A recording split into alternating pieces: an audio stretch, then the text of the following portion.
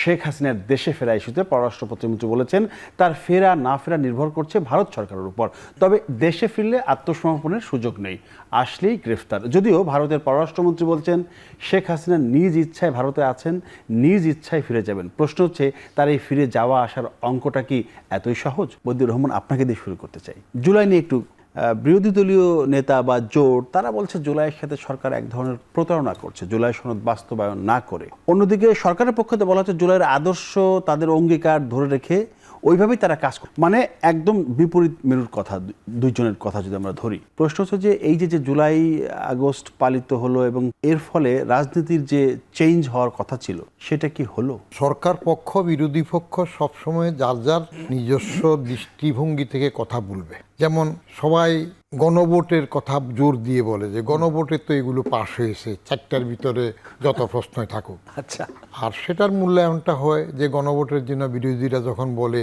তো এটা বলছে যে মেনে নেবে, জুলাই করবে, পরে সেখানে পিছিয়ে যাচ্ছে, টালবাহানা কেন করছে?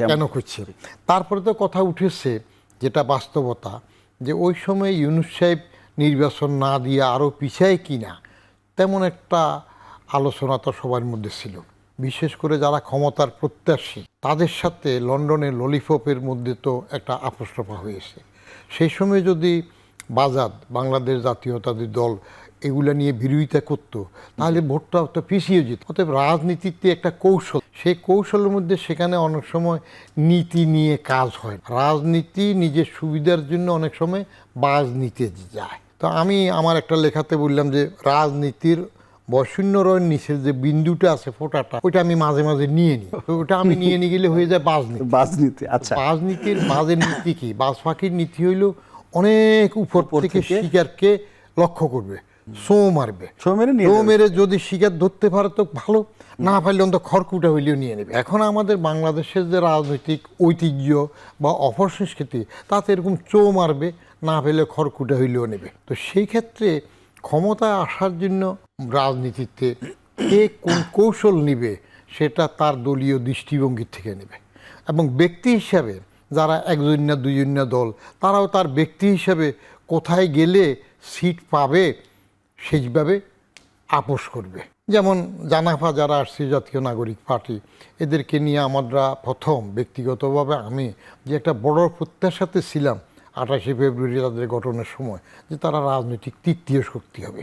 আমি 2011-তে আমার কলামে যুগান্তরে লিখছিলাম যে প্রয়োজন রাজনীতির তৃতীয় শক্তি, কারণ আমরা হাসিনা খালেদার জগদ্দল পাথর থেকে মুক্তি চাই। তো সেই হিসেবে ভাবলাম যে জানাফা একটা তৃতীয় শক্তি। কিন্তু মানিক মিয়া এভিনিউতে তো আমি তাদের বৈঠক শুরু হওয়ার আধা ঘন্টা আগে থেকে ছিলাম, 3টায় শুরু হইল, এবং বৈঠক শেষ হওয়ার পরেও আধা ঘন্টা ছিলাম। পূর্ব দিকে একেবারে ফার্ম গেট পর্যন্ত গিয়েছি। স্যার, আপনি কি স্বেচ্ছায় নিজের ইচ্ছায় গিয়ে? হ্যাঁ, আমি নিজে স্বেচ্ছায় গেছি। আমি কি দাওয়াত পাই নাকি? আমি বেদাওয়াতিতে যাইয়া নিজের দাওয়াত নিজে কবুল করি। একটা নতুন শক্তি হচ্ছে। আবার উত্তর দিকে হাঁটতে হাঁটতে ক্রিসেন্ট লেক পর্যন্ত গেছি।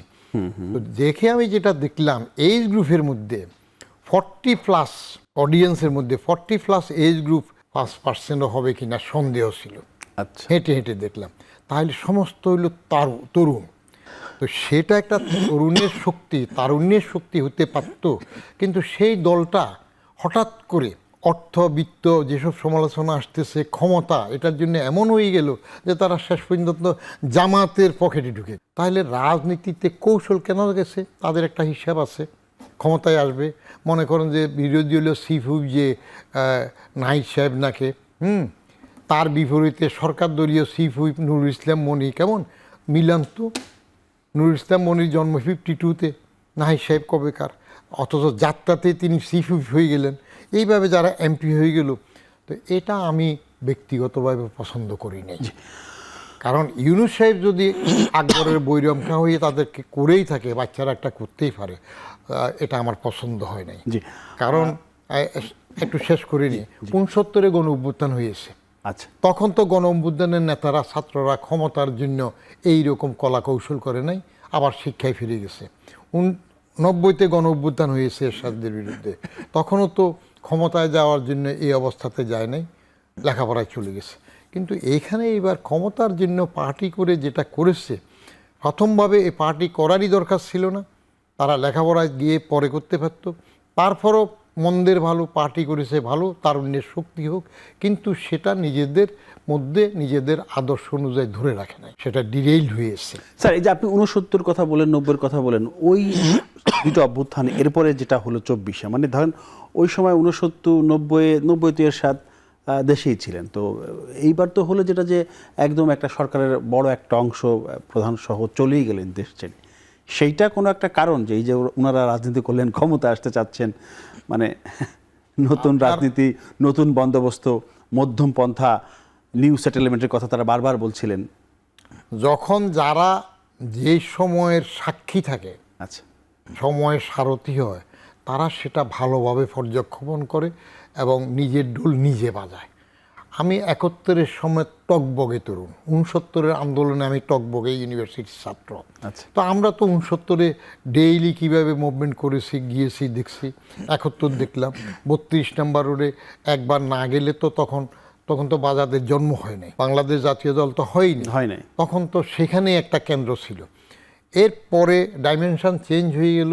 স্বাধীন হওয়ার পরে যতটুকু আশা করা গিয়েছিল, 10ই জানুয়ারি 1972 পর্যন্ত জাতির পিতা বঙ্গবন্ধু শেখ মুজিবুর রহমান এক অস্তিত্ব ছিল, কিন্তু 10ই জানুয়ারি 1972 দেশে ফেরার পরে উনি যখন ক্ষমতায় গেলেন, তখন 3.5 বছরের সেই পিরিয়ডটা অন্যরকম হয়ে গেছে। এবং এমন দশা হল যে এক্সপেকটেশন মানুষের ছিল, সেটা তখন আর পূরণ হয় নাই। এক দল বাকশাল করে তিনি নিজেও মরলেন, আমাদেরও মারলেন। এবং তার কিছু কিছু জিনিস, তবে উনি চেষ্টা করেছিলেন, হয়তো পারেন নাই, স্বাধীনতা war born and war torn দেশের জন্য। উনি চুরি দুর্নীতি নিয়ে বলতেছিলেন না যে সবাই পায় সোনার খনি, আমি পেয়েছি চোরের খনি, এই গাজী আমার কম্বলটা কোথায়? সেটি। জি, রহিন হোসেন প্রিন্স, আপনাকে একটু আসতে চাই। সেটি হচ্ছে যে জুলাই তো স্যার তো বললেনই যে সরকার চাচ্ছে জুলাইয়ের আকাঙ্ক্ষা ধরে রেখে কাজ করবে, আকাঙ্ক্ষাকে তারা গুরুত্ব দিচ্ছে। এদিকে বিরোধী দলীয় যারা আছেন তারা বলতেছেন যে আসলে সরকার এই যে জুলাই সনদ নিয়ে এক্সট্রা প্রতারণা করেছেন, সে বিষয়ে তিনি বলেন, যদি আপনি বলতে চান। কিন্তু প্রশ্ন হচ্ছে আপনার জন্য, বিএনপির উদ্দেশ্যে জামায়াতের আমির মানে বিরোধী দলীয় নেতা তিনি বলেছেন যে গণভোটের যে 4 প্রশ্ন, সেই 4 প্রশ্ন যদি জনগণ না বুঝে তাহলে 31 প্রশ্ন কিভাবে বুঝবে? এগুলো সব গোজামিল এবং ভাওতাবাজি। এটা তার। দেখেন, আমার বিবেচনায় যে অনেক কথাটা, বিশেষ করে এখন মিডিয়া, সোশ্যাল মিডিয়া যেভাবে আসে, এগুলো না আসাই ভালো। কারণ এটা মনে রাখা দরকার যে রাজনীতিতে বিভিন্ন দল, বিশেষ করে ক্ষমতাশ্রয়ী প্রধান দলগুলো, তারা কোনো না কোনোভাবে তার যে পাল্টা শক্তি মনে করে তাকে প্রশ্নবিদ্ধ করার জন্য কতকগুলো কথা বলতেই থাকে। এটা আমাদের দেশের সাধারণ চল, এটা হচ্ছে জেনারেল কথা বললাম। এইবার আসি, এইটা মোটেই যেই বলুক, আমি কোনো ব্যক্তিকে ধরছি না, গ্রহণযোগ্য কথা হতে পারে না। কারণ কথাটা কেন বললাম, দেখুন আমাদের দেশে নির্বাচন, সংসদ নির্বাচন যে পদ্ধতি হচ্ছে, আমি ওই ভেতরে গেলাম না, তা সেইখানে একটা সাধারণত চলই আছে, সে একটা ইস্তেহার প্রকাশ করবে। ওই ইস্তেহারটা জনগণ, সে যেহেতু ক্যাম্পেইনেই থাকে, ক্যাম্পেইনের মধ্যে বড় বোঝানোর চেষ্টা করে, কিন্তু এগুলো আসলেই নির্ভর করে দেশের মানুষ সচেতনতা কি, তার স্তরটা কি, তার উপর। খুবই স্বাভাবিক। তাতে করে তো সব বোঝে না, ওর মধ্যে থেকে হয়তো 1-2টা জিনিস পিক করে। দলগুলো তাই করার চেষ্টা। আমাদের হতে পারে ইস্তেহার ছিল, কয়জন জানেন? আমি জিজ্ঞেস করলে আপনিও বলতে পারবেন না, আমিও পুরোটা মুখস্থ বলতে পারবো না, দেখে বলতে হবে। এটাই সত্য। পয়েন্টগুলো আমি হয়তো জেনারেলি পারবো, কিন্তু সেইটার সাথে গণভোটের কাউন্টার পোস্ট করা কোনোভাবেই যৌক্তিক না। কেন বলি, প্রথমে একটু বলে নিই, গণভোট নিয়ে এই মুহূর্তে আলোচনার জরুরি ছিল না এই কারণে, কারণ আমরা কিন্তু ওই সময় গণভোটকে অপ্রয়োজনীয় বলেছি, এটা বলেছি, এবং আমাদের কিন্তু অংশগ্রহণই ছিল না। কারণ গণভোট, আমরা গণভোট সংবিধানে এন্ডোর্স হলে গণভোট প্রয়োজন আছে, সেটা নিয়ে আমাদের আপত্তি নেই। কিন্তু আমরা বলেছিলাম কখন, যে আমরা সংবিধান সংশোধন বা এই ধরনের সংযোজনের প্রশ্ন থাকে, যে সংশোধনী থাকে, ওইটা রাষ্ট্রপতির কাছে গেলে রাষ্ট্রপতি যদি কোনো পয়েন্ট মনে করেন যে এটা আমি গণভোটে দেবো, দান দিতে পারে, এবং সেইটা হয় 1-2টা প্রশ্নে। এইটাই ন্যায্য। অতীতে কি হয়েছে না হয়েছে সে আলোচনায় গেলে অন্য আলোচনা, যেটা মানুষের বোধগম্য হয়। তাহলে এটা অপ্রয়োজনীয় গণভোট ছিল। আর এইবার যে 4 পয়েন্ট হয়েছে, এটা আসলেই জগাখিচুড়ি ছিল। পরে বিএনপি তো বলেছে সে কৌশলগত কারণে এটা করেছে, এটা তার ব্যাপার, আমি সেদিকে যাচ্ছি না। কিন্তু আমরা স্পষ্ট করে তখনও বলেছিলাম, এখনও বারবার বলছি। সুতরাং ওইটা বলা হচ্ছে ওনারা কাউন্টার পোজের জন্য। বরঞ্চ আমি বলবো, দেখেন একটা দায়িত্বশীল আচরণ, যারা অনেকে যেটা বলতে চান যে সংসদ তার মধ্যে সব সমস্যার সমাধান করবে, জি। আমরা যদিও সেটা মনে করি না, সেটা অন্য আলোচনা। তাহলে বরঞ্চ দায়িত্বশীল আচরণ কোনটা? যদি কথার কথা কোনো দল মনে করে যে কথার কথা এবার বাজেট, তার দর্শন কি ছিল, তার বিরোধিতা করবে, তখন সেটা নিয়ে সে ফাইট করতে পারত। আচ্ছা, সংবিধান, তার সংশোধন, সংযোজন বা কেউ যদি মনে করে পুনর্লিখন করবো, আমরা তো ঘোরতর বিরোধী, আমরা ওই সময় বিরোধিতা করে আসছি, সে আলোচনা আমি যাচ্ছি না। আমি বলছি যদি সেইটা হয় তাহলে সেইটা সে জনমত গঠন করুক, সংসদে যে কথা বলুক, সেইটাই হচ্ছে ন্যায্য। তাই না হলে যেভাবে এইবারের যে সনদের, আমরা কিন্তু সনদে স্বাক্ষরও করি নাই, সনদের সংসদ থেকে কি সংসদের বাইরে বেশি কথা হচ্ছে না, সেটা একটু ওইটা শেষ করে আসি। আচ্ছা। তাই ওই যে সনদের নামে যেগুলো হচ্ছে ওইটাই তো আপনি এক করতে পারবেন না, আর একের আশা করাটাই তো ভুল। তাহলে তো দল এটা আলাদা আলাদা থাকে কেন? যে আমাদের কমিউনিস্ট আরেকটা পার্টির কথা বলা হয়েছে, আপনি যেটা শুনেছেন কিনা, যে জুলাইয়ের আকাঙ্ক্ষা যদি কেউ বাস্তবায়ন না করে, না, সেটাও আমি ওই একই কথা, বেইমানি করা হবে। এইটার সাথে মিলাই নেই আগে, আমি ওইটা মিলাই। এক এক দল তার এক একটা আদর্শ। জুলাইয়ের আকাঙ্ক্ষা কি? জামাত ইসলাম এখানে ছিল, উগ্র দক্ষিণপন্থার উদ্ভব করবো, ক্ষমতায় ছিল, তারই আকাঙ্ক্ষা ওটা ছিল। আমাদের আকাঙ্ক্ষা ছিল আমরা যদি এটাকে লিড করতে পারি আমরা টুয়ার্ডস সোশ্যালিজমে যাব। বিএনপি ছিল ক্ষমতায় আসলে তার কথার কথা বাংলাদেশি জাতীয়তা এটা করবে। আর এইখানে আমেরিকা, পাকিস্তান এবং অন্য দেশগুলো ছিল যে অনির্বাচিত সরকার বেশি দিন রাখতে পারি কিনা, না পারলে এমন দুর্বল সরকার রাখবো যাতে আমার ভূ রাজনৈতিক কৌশলটা হবে। তা আকাঙ্ক্ষা। আবার ধরেন একজন সাধারণ ছাত্র, সে কিন্তু অংশ নিয়েছিল তার একটা আকাঙ্ক্ষা থেকে যে একটা সমাজ হবে, অত চিন্তা না করেই, যে ধরেন ওনার মতো মানুষ যে বয়সে এসে এত চিন্তা করতেছে, আমরাও সেই 80-র দশক থেকে ছাত্র আন্দোলন করে এসে যেটা করতেছি, আমি তো একটা সাধারণ তরুণের কাছে ওই সচেতনতা আশা করব না। একটা কথা বললেই মাইক পাইলে হবে সেটা ভুল। তা সে হয়তো আকাঙ্ক্ষা ছিল আমার একটা সমাজ হবে, আমার কাজ হবে, ভালো সমাজ হবে, হইতে পারে। তাহলে আকাঙ্ক্ষা আপনি কি আন্দাজে বললে হবে নাকি? আর এইটা তো চলে না। আকাঙ্ক্ষা আপনার থাকতে পারে, আপনি ক্ষমতায় গেলে যতটুকু আপনার আকাঙ্ক্ষা করবেন সেটা জনগণকে আপনি আগে কনভিন্স করেন, তারপরে যদি পারেন করেন। কিন্তু এই কথাগুলোকে বাদকাবাদ এবং পাল্টাপাল্টি কথা হিসাবে দেখি, এইটা বলতে যে বরঞ্চ হচ্ছে যেটা জনমনে যে আকাঙ্ক্ষা, সেই আকাঙ্ক্ষা যদি বলেন বাদ দেন, সেই মুক্তিযুদ্ধ বা তার আগে থেকে ওনারা যেহেতু সরাসরি ছিলেন, ধরেন গণতন্ত্রের আকাঙ্ক্ষা আর বৈষম্য, ওই যে কি পূর্ব বাংলার শ্মশান কেন, এই তো পোস্টার অন্যতম ছিল। ভোটের ক্ষমতা হস্তান্তর করলো না।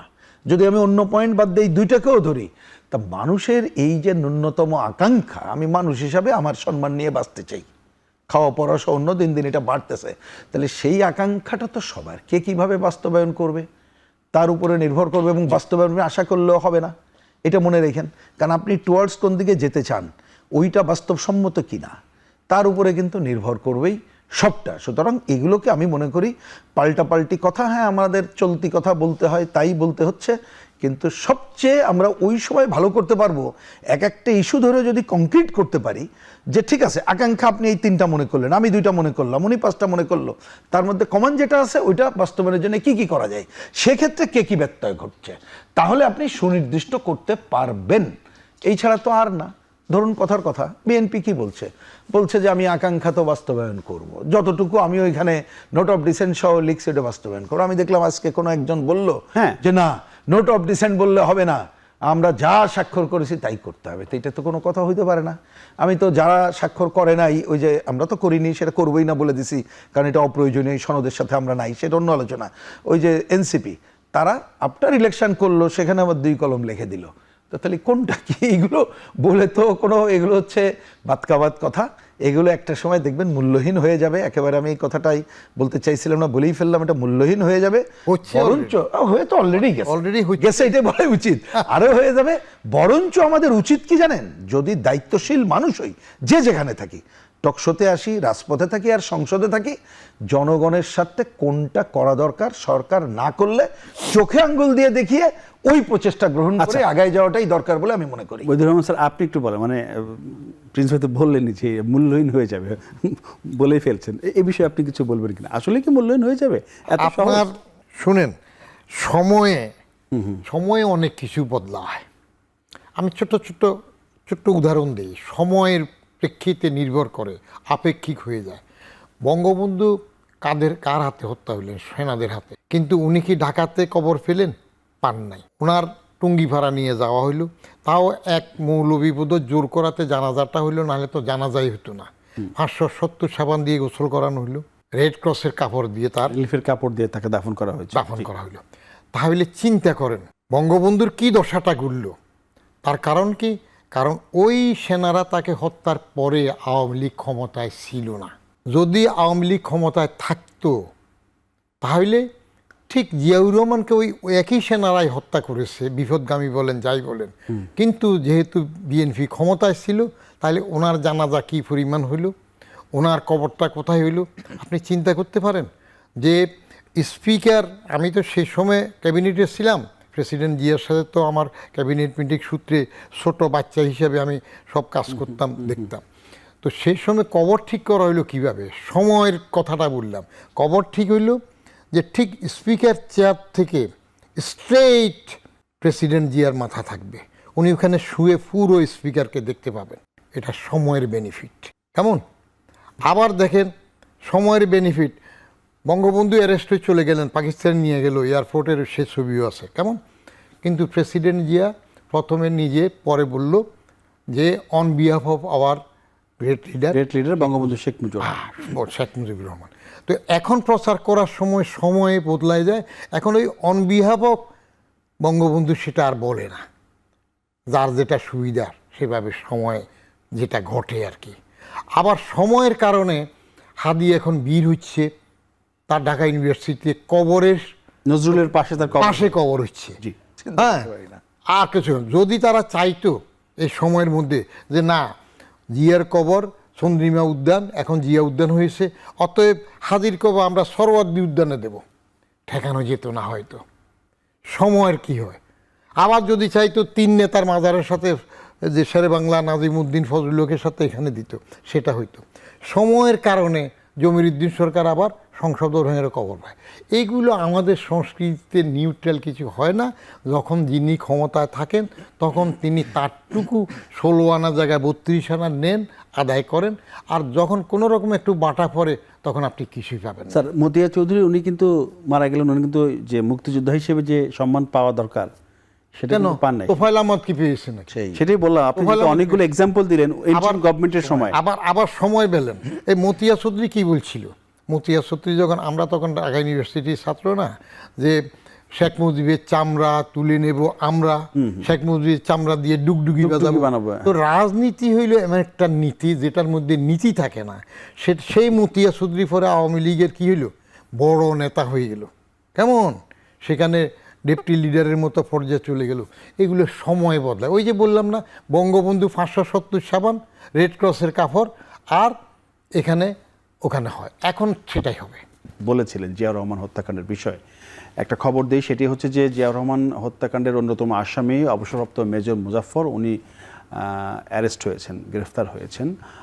সম্ভবত বনানী ডিওএইচএস থেকে ওনাকে আটক করা হয়েছে, গোয়েন্দা পুলিশ আটক করেছে, এরপর ওনাকে সেনাবাহিনীর কাছে হস্তান্তর করা হয়েছে। এখন হয়তো সেখানে কোর্ট মার্শাল বা অন্য কোনোভাবে বিচার আচার হবে। প্রশ্ন অন্যটা, সেটা হচ্ছে যে এ বিষয়ে বলবেন, কিন্তু আমি আপনার ডোমরুয়া থেকে সচিবালয়, আপনার একটা বই আছে, সেই বই আমি পড়েছিলাম। সেখানে আপনি লিখেছিলেন যে 1981 সালে 30 মে, তার আগের দিন জিয়াউর রহমান সচিবালয়ে বৈঠক করবেন, এরকম বৈঠক সম্ভবত 3 দফা পরিবর্তন হয়েছিল, যে তিনি বৈঠক করবেন আবার করবেন না, চট্টগ্রামে যাবেন না, এরকম 3 বার চেঞ্জ হয়েছিল। এবং আপনি লিখেছেন সেই বৈঠকের সাথে আপনি জড়িত ছিলেন, বৈঠকের আয়োজনের সাথে আপনি ছিলেন। তো শেষ পর্যন্ত তিনি চট্টগ্রামে গিয়েছিলেন, তারপর যা হওয়ার হলো, এবং সেই আসামি আজকে গ্রেফতার হয়েছে এবং উনি একমাত্র জীবিত আসামি। এ নিয়ে যদি আপনি একটু বলেন। কোনো হত্যাই তো বিচার বহির্ভূত থাকার কথা না, সবটা হওয়া উচিত। যে কোনো হত্যাই হোক সেটা বিচার হওয়া দরকার, এবং সেই বিচার হতে গেলে 1/6/1981 মেজর জেনারেল আবুল মঞ্জুরকে যে তার অ্যারেস্ট করার পরবর্তী পর্যায়ে হেফাজতের মধ্যে মেরে ফেলা হইল, সেটাও তো বিচার হওয়া দরকার। এটা হয় না, যেভাবে হোক। সেটা নিয়ে আমার একটা কমেন্ট ছিল যে মেজর জেনারেল আবুল মঞ্জুর হত্যার বিষয় এরশাদ অব্যাহতি চায়, যে জন্য এটার বিচার হতে যায়, হয় না, এবং শেখ হাসিনাও শেষ মধ্যে রায় হবে এই পর্যায়েও আবার আদালত বদলাই দিল। আচ্ছা, তো এখন মুজাফফর সাহেবের যদি তাদের সেনা আইনের মধ্যে কাভার করে, তার কোর্ট মার্শাল হতেই পারে। কারণ ওই সময় তো যাদের বিচার হইল এর মধ্যে একজনের বিষয় তো আমার কাছে তাজ্জব লেগেছে, কর্নেল মাহফুজের যখন ফাঁসি হইল আমি তাজ্জব হয়েছি যে প্রেসিডেন্ট জিয়ার সাথে এত ঘনিষ্ঠভাবে তিনি ছিলেন। এই যে বললেন মিটিং হওয়া না হওয়া এই খবরগুলোও তো প্রথম আমি কর্নেল মাহফুজ ওনার প্রথম কথা ছিল নর্মালি তখন শুক্রবারে ক্যাবিনেট মিটিং হতো, কাউন্সিল অফ মিনিস্টার্স, তখন তো ক্যাবিনেট ছিল না, শুক্রবারে বঙ্গভবনে মিটিং হতো। তো আমরা রুলস অফ বিজনেসের ধারা অনুযায়ী 4 দিন ক্লিয়ার 4 days হেড নোটিশ দিতাম। তা আমরা 4 দিন আগে নোটিশ দিলাম এজেন্ডা সহ। পরের দিন টেলিফোন করা হইলো, কর্নেল মাহফুজই প্রথম আমাকে টেলিফোন করলেন যে মিটিংয়ের নোটিশ ক্যান্সেল করেন, মিটিং হবে না। কেন? প্রেসিডেন্ট সাহেব ইরান ইরাক যুদ্ধের জন্য যে শান্তি কমিটি ছিল হাবিব সাত্তির নেতৃত্বে, আমাদের প্রেসিডেন্ট জিয়াও সেটা সদস্য ছিলেন, তিনি সেই বিষয়ে ওখানে যাবেন। তা আমি ক্যাবিনেট মিটিংয়ের নোটিশ ক্যান্সেল করলাম। ঠিক পরের দিন আবার বললো যে না, ক্যান্সেলেশন নোটিশটা ক্যান্সেল করেন, মানে মিটিং হবে, আবার মিটিং হবে, তিনি সেখানে যাবেন না। আচ্ছা, উই ডিড দ্যাট।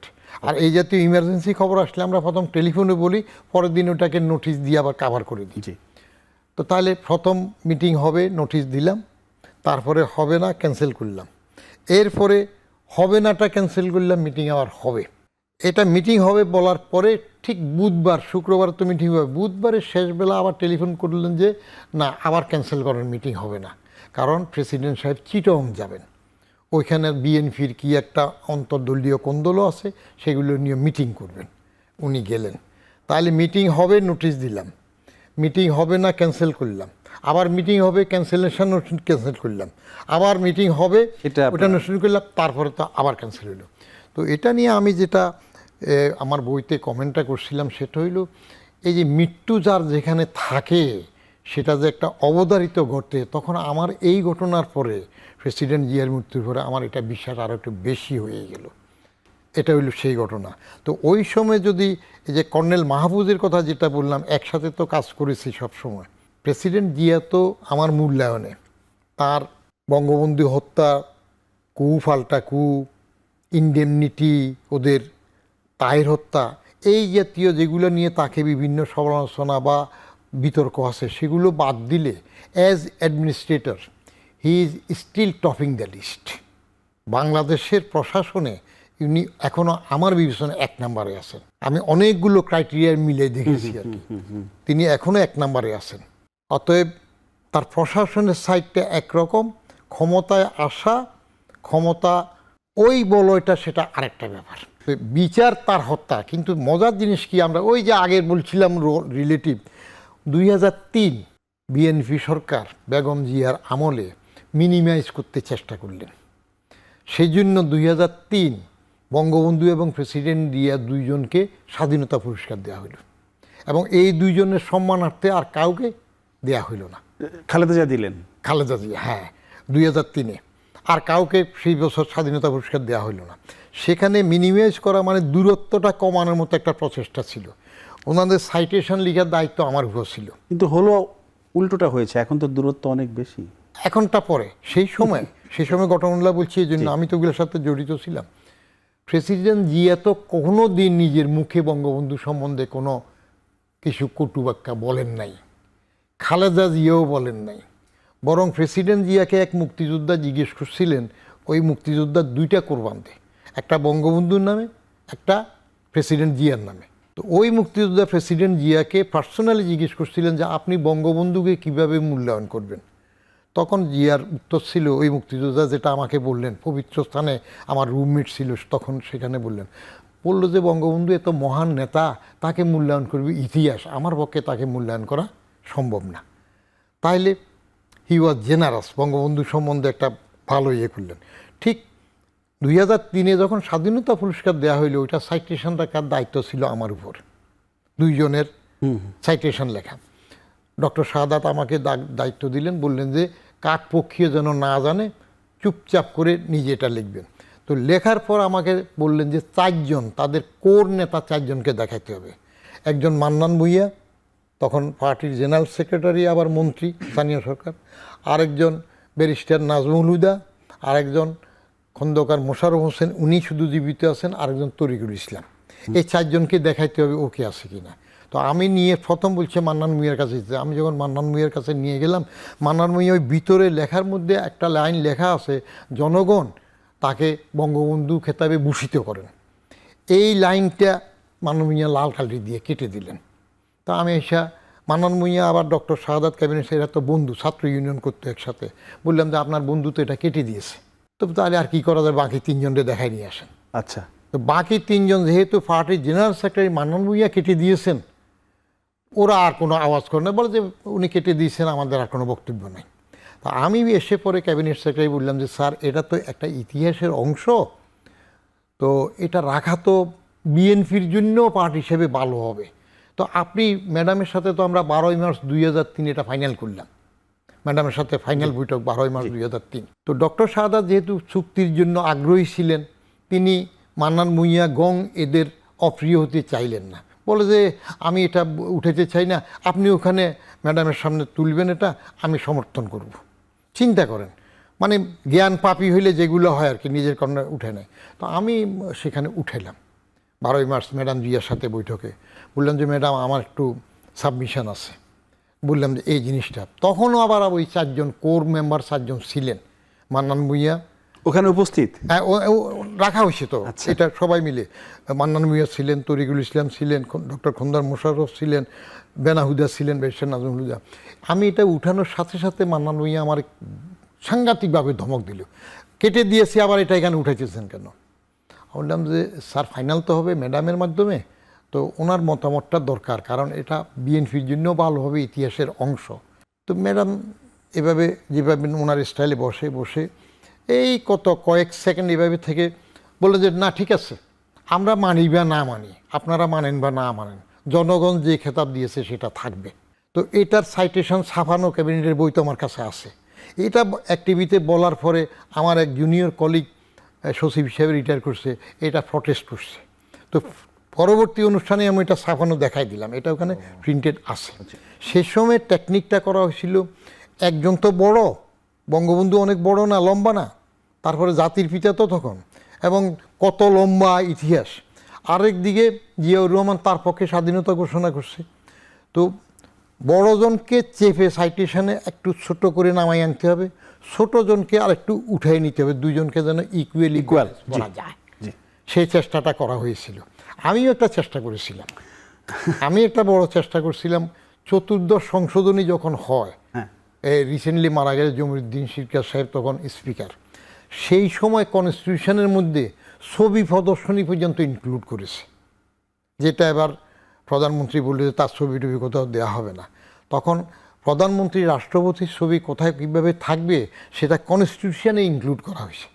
আমি তখন স্পিকার সাহেবরে বললাম যে স্যার, এই ছবি প্রদর্শনী কনস্টিটিউশনে আনা এটা মানায় না, এটা না করে বরং এইটুক করা যায় কিনা দেখেন, বঙ্গবন্ধু এবং জিয়াউর রহমান সাহেব এই দুইজনকে একটা পজিশনে কনস্টিটিউশন এনে দিতে পারেন কিনা, একজন জাতির পিতা হিসেবে স্বীকৃত থাকলেও আরেকজন বঙ্গবন্ধুর পক্ষে স্বাধীনতার বেতার ঘোষক হিসাবে তাকে ইনক্লুড করে দেন, তাহলে দূরত্ব কমে কিনা। উনি বললেন যে না, আমি এগুলাতে যেতে যাব না, কারণ মওদুদ এমনি আমাকে দেখতে পারে না, মওদুদ যে কনস্টিটিউশনে অ্যামেন্ডমেন্ট নিয়ে আসছে এগুলো থাকবে। স্যার, আরও জানার চেষ্টা করি, আমি একটু যেতে চাই, প্রিন্স ভাই আপনি একটু বলবেন, সেটা তো যে হত্যার যে ঘটনা ঘটলো জিয়াউর রহমানকে এবং যিনি আসামি গ্রেফতার হয়েছেন, তো এখন তো তিনি একমাত্র জীবিত আসামি, তো নতুন কোনো তথ্য, নতুন সম্ভাবনার কোনো দ্বার বা কারা কারা সংশ্লিষ্ট ছিলেন নিশ্চয়ই উনি সেগুলো জানেন, এবং বলা হচ্ছে যে উনি হচ্ছে এই হত্যাকাণ্ডের অন্যতম আসামি, তিনি জিয়াউর রহমানকে ওখানে শনাক্ত করেছিলেন এবং তিনি গুলিও চালিয়েছিলেন। প্রতিবেদনটা আমরা এমন একটা প্রতিবেদন আজকে প্রচার করেছি। না, আমার খুব সামান্য মন্তব্য, কারণ উনি তো ইতিহাসের সাক্ষী বললো, অনেক কিছু যে জীবন আজকে লোক, এটা আমরা জানা বোঝা, যেটা হয়তোবা আমাদের রাজনীতি, ঐক্য, এগুলো তো অনেক কাজে লাগে। অনেকটা আমিও শুনছিলাম, আগেও শুনেছি, লেখনীয় তো দেখেছি। এইটাই আমার এই ব্যাপারে ছোট্ট মন্তব্য হচ্ছে, দেখেন আসলে তো সব হত্যাকাণ্ডের বিচার খুবই জরুরি, উনিও বলেছেন, এটা আমরা সবাই মনে করি। কিন্তু হয়টা কি যে এই বিচার আমরা হয়তো কোনো না কোনোভাবে কেউ শেষ করতে চাই, কেউ ব্যালেন্স করতে চাই, হয়তোবা, আর আমি জেনারেল ফর্মে বললাম। তো এখন যতটুকু হিসাবের মধ্যে মেলে, ওই হত্যাকাণ্ডের কিন্তু একটা কোর্ট মার্শাল এবং ব্যাপক মানে আর্মির সাথে যারা জড়িত তাদের বিচার হয়েছিল, সেইটা জানা যায়। এবং এটা নানাভাবে কথা হয়, যখন এর আগেও বিএনপি ক্ষমতায় ছিল আরও অনেক কিছু করে নাই, যেটা বঙ্গবন্ধুরটা হয়তো শেষ বেলায় এসে করলো, কিন্তু আমরাও ওইটাও বারবার কিন্তু বলেছি ওইটা করলেন অর্ধেক, সেটাও আমি একই সাথে মিলাই বলছি। আমাদের পজিশন বা আমিও যদি মনে করি যে এইটাকে বরঞ্চ ইনি ওটা জানি না, যে আপনিও বললেন যে তিনি আগে কোথায় এফআইআর করা এবং এইটা কোর্ট মার্শালে হলে তো সেইখানে হবে, কিন্তু আমার সাধারণ হিসাব যে এক জায়গায় থাকলে তো তারও তো একটা শাস্তি হয়ে যাওয়ার কথা, তাহলে এখন তো শাস্তির সম্মুখীনই হওয়ার কথা। ঠিক আছে, না হোক, যেভাবে করে আইন যেভাবে চলে চলুক, কিন্তু দেখা দরকার তার কাছ থেকে প্রকৃত তথ্য খুঁজে বের করা। এই সেই সুযোগটা আসলো কিনা? আমি তো যেহেতু 1 নম্বর কথা বলা হচ্ছে, এটা যথাযথ হলে সেই সুযোগটা নির্মোহভাবে আসা দরকার। এটা এক। 2টা কারণে দরকার, এটা মনে রাখতে হবে। 2টা কারণ, একটা কারণে না। একটা যথাযথ আমরা প্রথমে মনে করি তাহলে কারা কারা জড়িত ছিল, কি কি বিচারের সম্মুখীন করতে হবে, অবশ্যই সেটা করতে হবে।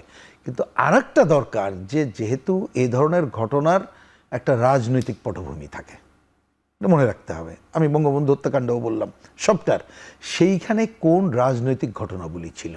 কারণ একটা রাজনৈতিক হত্যাকাণ্ডকে আপনি শুধু যারা জড়িত ছিল সেইটার বিচার করে কিন্তু সমাপ্তি যদি করেন, সেটা যথাযথ হয় না। এর যে রাজনৈতিক পটভূমি, সেটা বিবেচনায় রাখলে ওই দল জাতি কখন কি ভূমিকা পালন করবে সেটা আমরা করতে পারি, এবং আগামীতেও সে ব্যাপারেও সবার সচেতন হয় এবং দায়িত্ব পালন করার ক্ষেত্রে বিশেষ ভূমিকা রাখা যায়।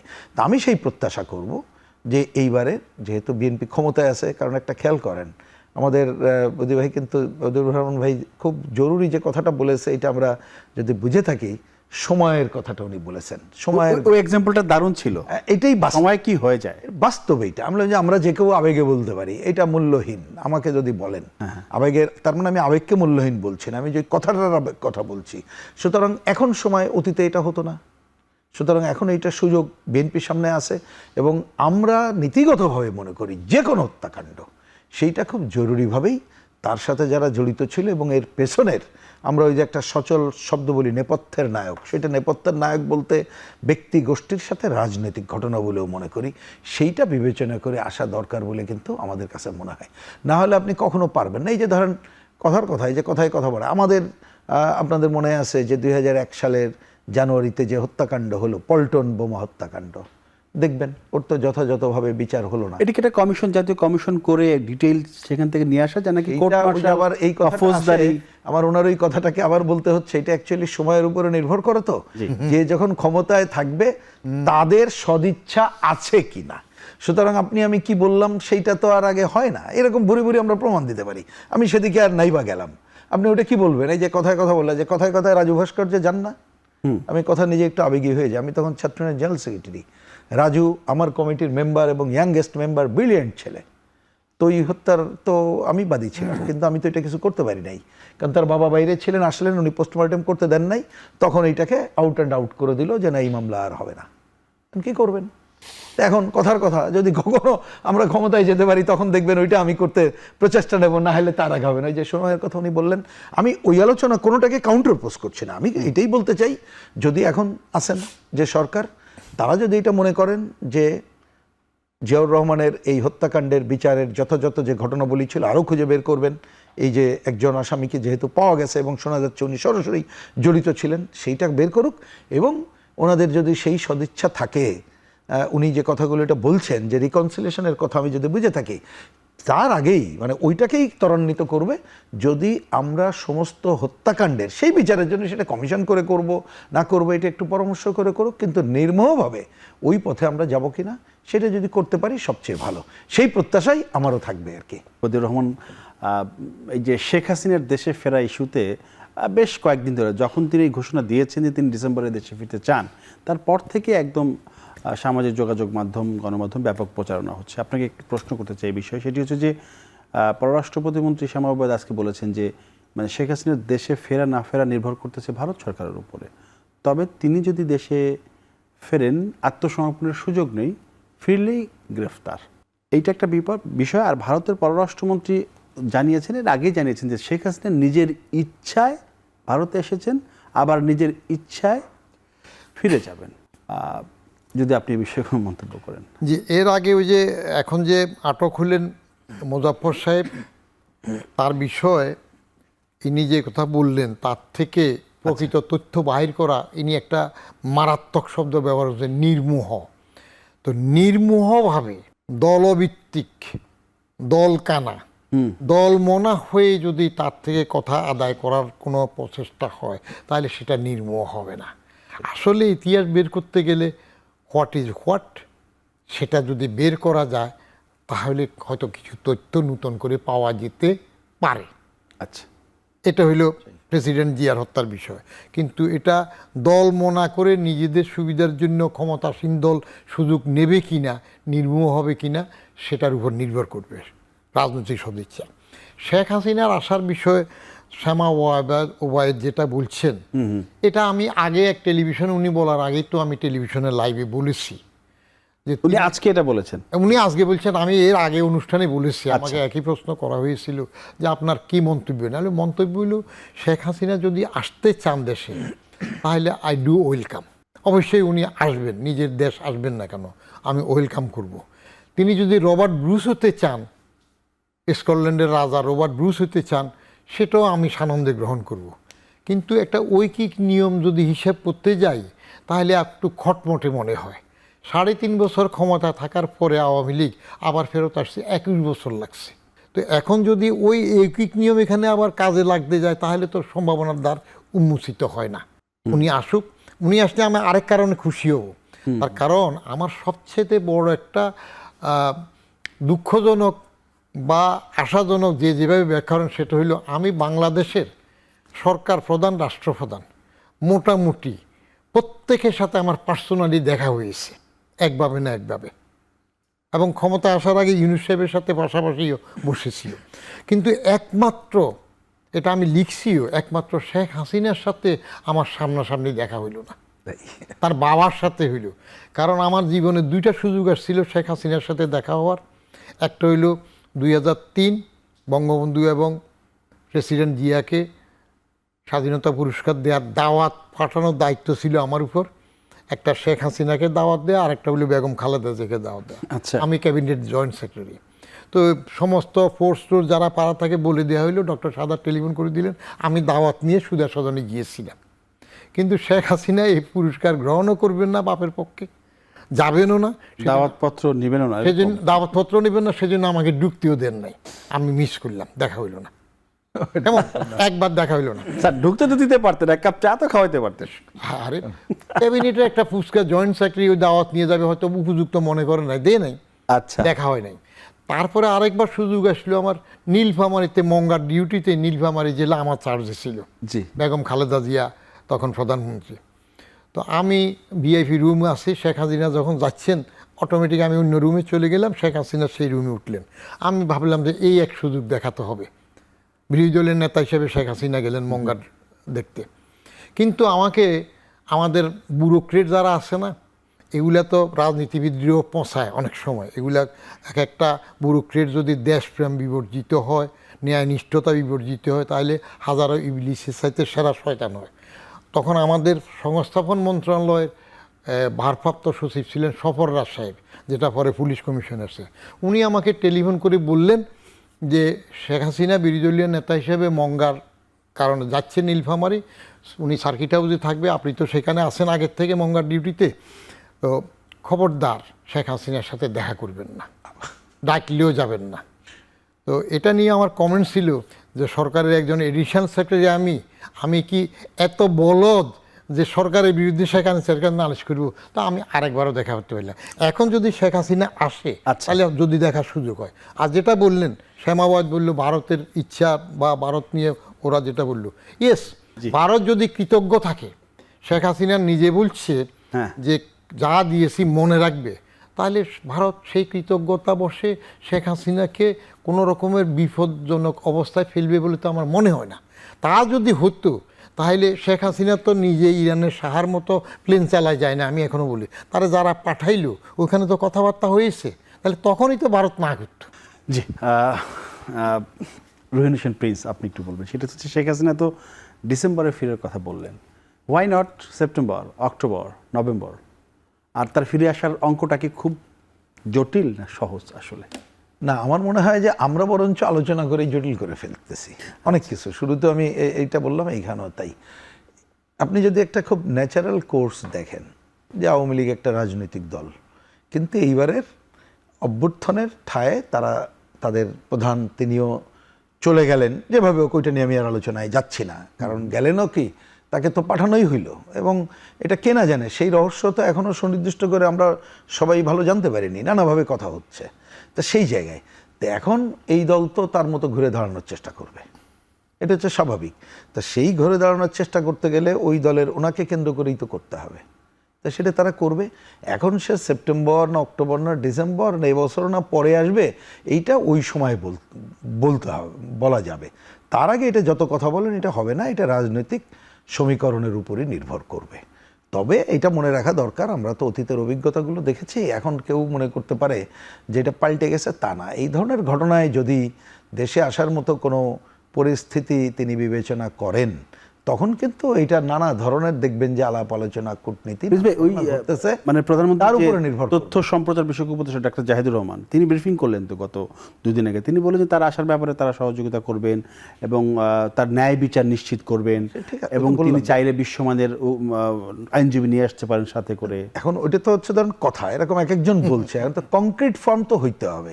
কারণ কংক্রিট ফর্ম না হওয়া পর্যন্ত এই ধরনের আলোচনা চলতে থাকবে। আর আমার বিবেচনায় কংক্রিট হবে ওনারা ওনাদের রাজনৈতিক অঙ্কে যতক্ষণ উপযুক্ত মনে করবেন তখনই। এখন এইটা একটা সাধারণ হিসাব চলতি আলোচনা, আমার মানুষের আলোচনা একটা বলতে পারি, যেহেতু আপনি ইন্টারেস্ট বলছেন ডিসেম্বর কেন, হ্যাঁ মনে করতে পারে যে সরকার বা অন্য যে জায়গাগুলো তারা যা করছে তার ক্রেডিবিলিটি আরও কমে যাবে, তাতে করে আমাদের প্রভাব বাড়বে, আমরা এই সময় আরও সংগঠিত হতে পারবো।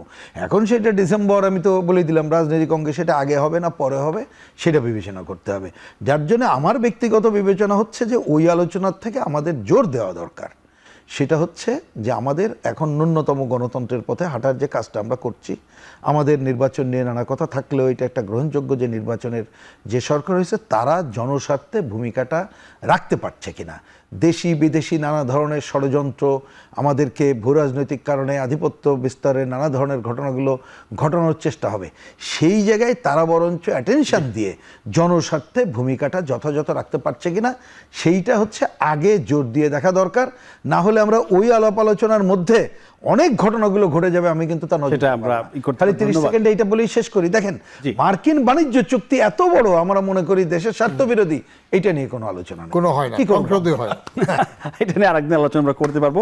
ধন্যবাদ রহিন হোসেন প্রিন্স এবং বদিউর রহমান, দুজনকে অসংখ্য ধন্যবাদ।